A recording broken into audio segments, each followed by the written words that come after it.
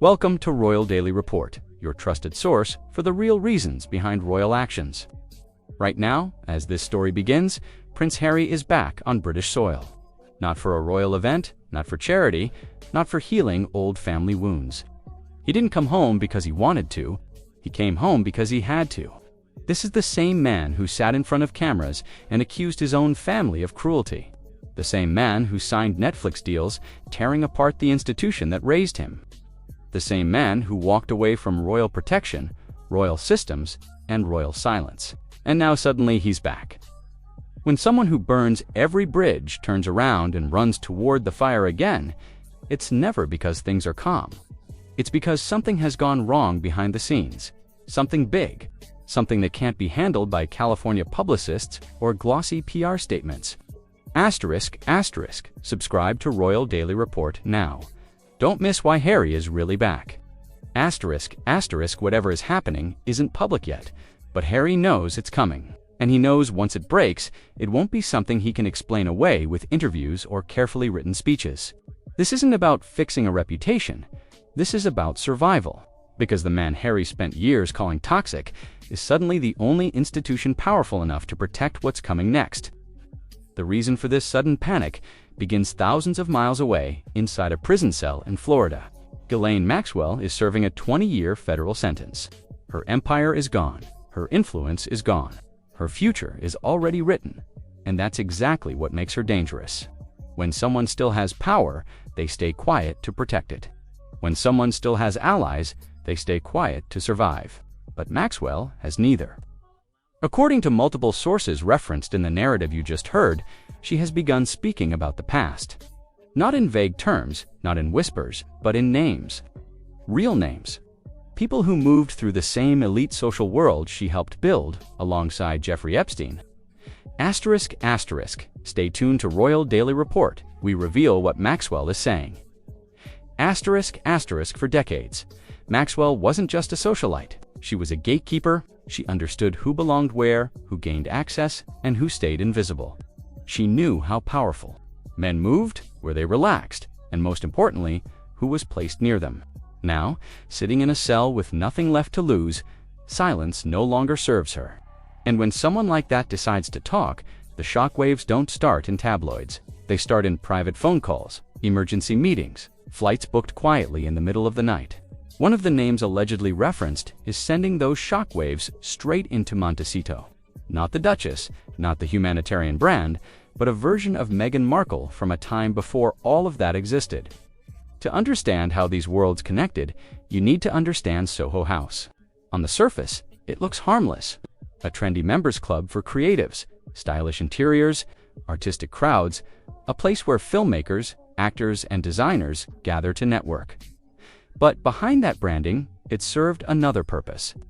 Soho House was a corridor, a quiet passageway between worlds that normally don't mix openly. Hollywood and finance, new money and old power, people who were known and people who preferred to stay invisible. According to sources, Meghan was flown internationally for Soho House openings, including a notable one in Istanbul in 2015. She wasn't the star of the event. She wasn't the reason cameras were there. She was what insiders refer to as social filler.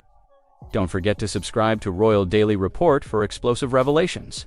That doesn't mean unimportant, it means functional, someone who makes a room feel alive, someone who fills seats, someone who helps create the atmosphere powerful people expect when they arrive.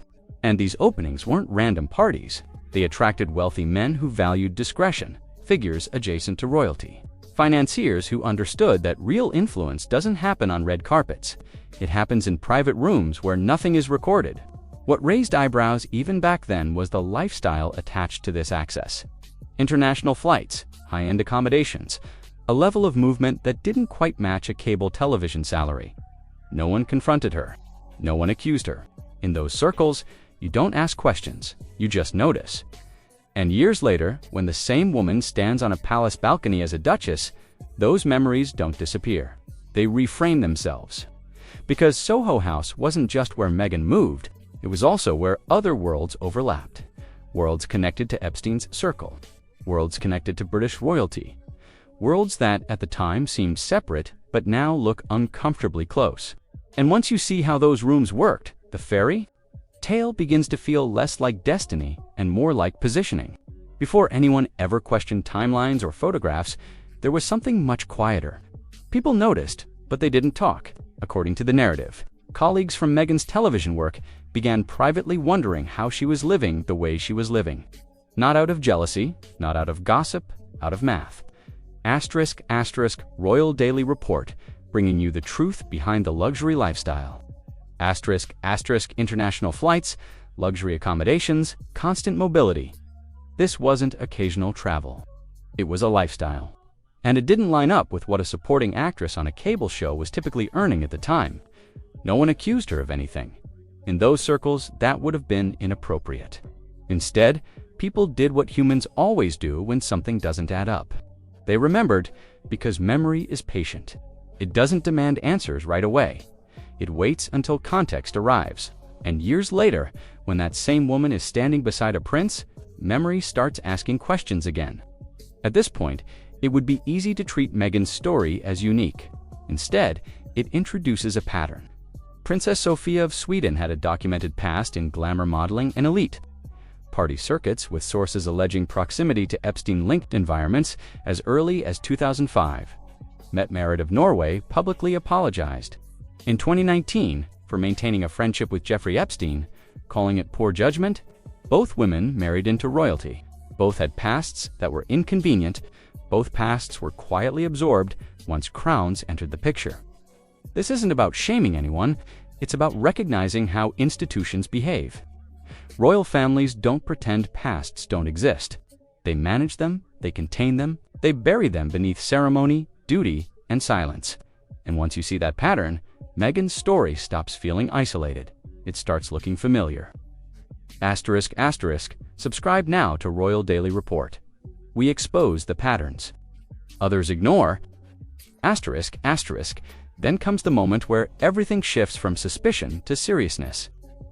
During the civil case brought by Virginia Giuffre, the woman whose testimony ultimately destroyed Prince Andrew's public standing, Meghan Markle's name nearly entered the courtroom, not as a defendant, as a witness. That distinction matters. Witnesses aren't accused of crimes. They're people who may have seen something, heard something, been present during critical moments. According to court-related sources, there were 3 reasons Meghan was considered. First, she lived in the United States, making jurisdiction simple. Second, she was described as having been a close associate of Prince Andrew, during a specific period, not a casual acquaintance. And third, she was said to have been present within Jeffrey Epstein's social environment. During the years when abuse was actively occurring, that's not gossip, that's legal positioning. Ultimately, she was not called, but the fact that her name reached that level of consideration changed everything. It meant investigators with subpoena power looked at her history and believed she might know something worth asking about. And now, with Ghislaine Maxwell allegedly talking, those questions don't disappear. They multiply. Royal Daily Report, your window into the legal threats facing the Sussexes. This brings us back to the man who fled California for the one place he swore he'd never need again. Prince Harry didn't return to the UK for forgiveness. He returned because the royal family knows how to survive scandals that don't end with headlines, but begin with testimony. They have lawyers, they have fixers. They have centuries of experience making problems shrink instead of explode. Harry walked away from all of that. He called it cruel. He called it toxic. He dismantled it publicly. And now, for the first time, he may need it more than ever. Because if Ghislaine Maxwell keeps talking, this doesn't end with gossip. It doesn't end with opinion pieces. It ends with questions asked under oath. And there's one question that matters more than all the rest. What did Harry know? And when did he know it? If he knew about his wife's past, then he helped protect it. If he didn't, then he walked blindly into a risk that now threatens everything he built. Either way, the fairy tale is over. This isn't about jealousy. This isn't about tabloids. This is about who was in the room, who saw what, and whether silence protected power for too long. The past is done being quiet, and Harry knows it. This is Royal Daily Report, uncovering why Harry made his desperate return. Subscribe now and hit the bell icon so you never miss the truth behind royal panic. Stay connected with Royal Daily Report, where we reveal what's really at stake.